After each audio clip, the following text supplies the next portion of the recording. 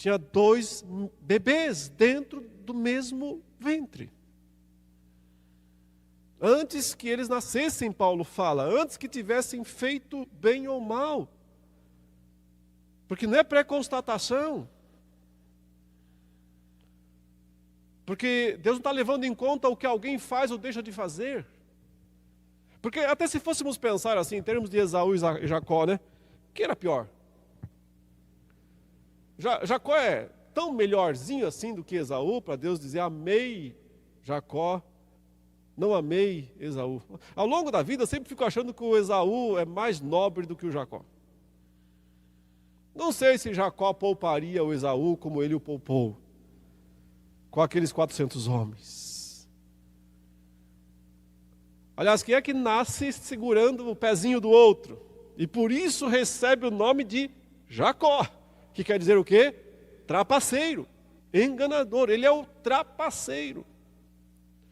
A vida toda dele ele é um trapaceiro. Está sempre tentando enganar, para poder se beneficiar, para poder se dar bem. Como é que Deus pode amar um cara desses? Mas como é que Deus pode amar uma pessoa como nós? Com amor eterno. Um amor inexplicável. Mas claro, né?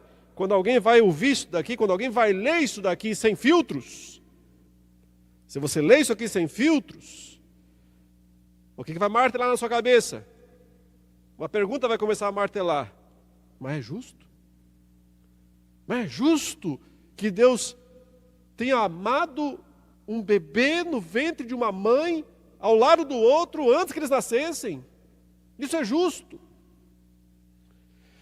Bom, Paulo anteviu a pergunta, né? Que diremos, pois? É justo?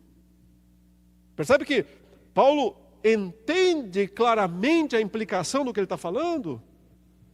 Ele entende sim que o que ele acabou de falar vai produzir esse tipo de questionamento. Qual? É justo que Deus faça isso? Ou melhor, ele coloca no lado negativo. A injustiça da parte de Deus. Deus está sendo injusto porque ele disse, amei Jacó, não amei Esaú. Qual é a resposta de Paulo? Injustiça zero. Nenhuma justiça. Não, de modo nenhum. Não tem justiça. Agora, veja atentamente, sem filtros, qual é a justificativa. Por que é que Deus não é injusto por ter amado Jacó e não ter amado, e portanto não ter salvo Esaú? A resposta é, pois ele diz a Moisés, terei misericórdia de quem me aprouver ter misericórdia, e compadecer-me-ei de quem me aprouver ter compaixão. Assim, pois, não depende de quem quer, ou de quem corre, esforço, né? Mas de Deus usar a sua misericórdia. Qual é a palavra mágica? Qual é o termo que Paulo está usando para dizer, para explicar? Gente, não é injusto. Deus tem sim direito de escolher. Se ele ama um, mas ele não ama o outro, e se ele salva um por eleição, mas não salva o outro, não é injusto. O termo que Paulo usa para dizer, para justificar é misericórdia. O que a palavra misericórdia pressupõe? Você acha que Deus precisa ter misericórdia do anjo Gabriel? O anjo Gabriel nunca pecou. O anjo puro desde sempre. Deus tem que ter misericórdia dele. Gabriel, eu não vou te destruir, tá? Mas por que Deus? O que foi que eu fiz? Nada. Mas eu sou misericordioso e não vou te destruir. Não tem misericórdia. Não é misericórdia. Ele não merece ser destruído. Ele não fez nada para ser destruído. Deus tem que ter misericórdia de Miguel, o arcanjo Miguel. Não. Misericórdia pressupõe queda. Misericórdia pressupõe indignidade, imerecimento. E é o termo que Paulo usa para dizer, não é injusto. Não é injusto que Deus escolha alguém. Por quê? Porque da perspectiva de Deus, todos estão condenados. Da perspectiva dele, todos estão condenados. Então, quando alguém pensa assim, mas se Deus escolhe e salva alguém, ele tinha que salvar todo mundo. Não tinha. Porque ele pode usar a misericórdia dele com quem ele quer. E se ele decidir não usar a misericórdia com quem ele não quer, ele não está sendo justo por isso. Acham que Deus é injusto por mandar o diabo para o inferno? Alguém acha que Deus está sendo injusto porque ele decidiu não ser misericordioso com o diabo? O diabo vai para o lago de fogo. Ele e todos os seus anjos caídos. O lago de fogo foi feito para eles. Alguém aí acredita que Deus é injusto, então você acha que Deus devia salvar o diabo? Deus não é injusto por não usar a sua misericórdia com o diabo. E também não é injusto por não usar a sua misericórdia com todos os pecadores que não crerão e que por causa disso irão sim também junto com o diabo para o lago que arde com fogo e enxofre. Aceite ou não isso? É o que a Bíblia diz. É o que ela estabelece. Por isso, inclusive, também, se você quer entrar um pouquinho mais aprofundado nisso, você sabe, entre os reformados tem uma distinção também aqui. É a famosa ordem dos decretos.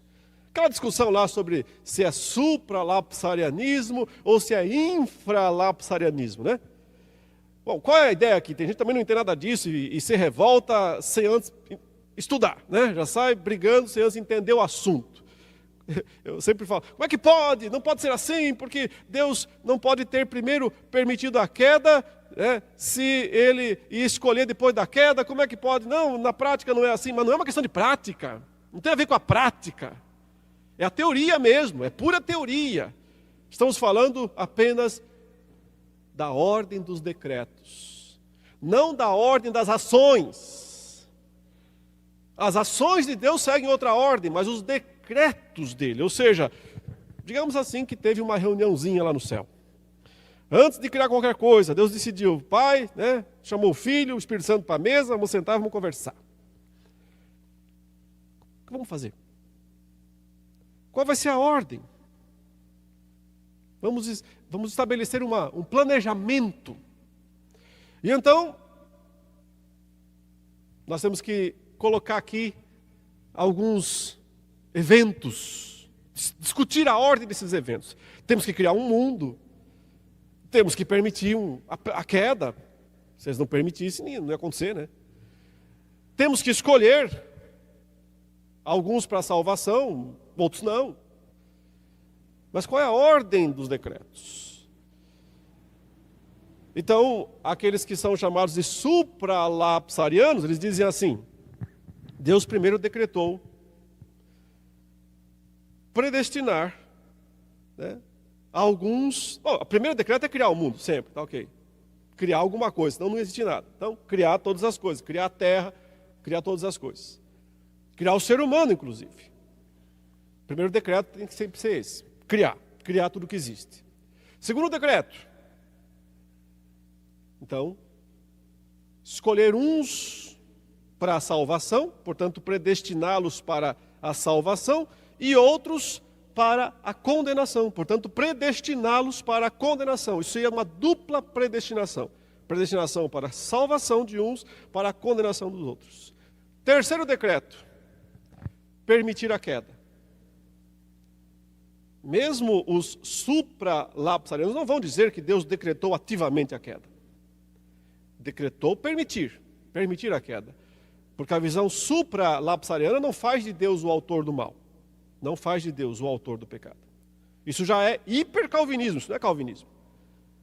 O calvinismo nunca faz Deus autor do pecado ou o criador do mal. Mas vocês percebem que essa ordem tem um problema. Onde é que se encaixa o termo misericórdia? Que Paulo está dizendo que é a razão, o motivo pelo qual Deus não pode ser chamado de injusto. Por ter amado Jacó, por não ter amado Esaú. É por isso que, no meu entendimento, e também da maioria das confissões reformadas, temos que inverter artigo 2 e artigo 3. Ficamos com o primeiro artigo igual. Primeiro, Deus decretou criar todas as coisas. Segundo artigo, Deus decretou permitir a queda. Deus decretou permitir a queda. Terceiro decreto, Deus decretou escolher e predestinar alguns desses que Ele decretou permitir a queda, para que sejam salvos. E decretou, como diz a Confissão de Fé do Westminster, preordenar, não predestinar. A Confissão não usa o termo predestinar para os perdidos. Preordenar os demais para que cumpram a pena dos seus pecados. Para que cumpram a pena dos seus pecados. Essa é a visão infralapsariana, a qual eu sigo. Entendo que as grandes confissões reformadas seguem também. A maior parte dos grandes teólogos também segue, mas há espaço também para a visão supralapsariana, muito embora ela não vai conseguir lidar com o termo muito bem aqui, misericórdia, que é a expressão utilizada. Porque a Escritura diz, no verso 17, a Faraó, por isso mesmo te levantei, para mostrar em ti o meu poder, e para que o meu nome seja anunciado por toda a terra. Logo, tem ele misericórdia de quem quer, e também endurece a quem lhe apraz.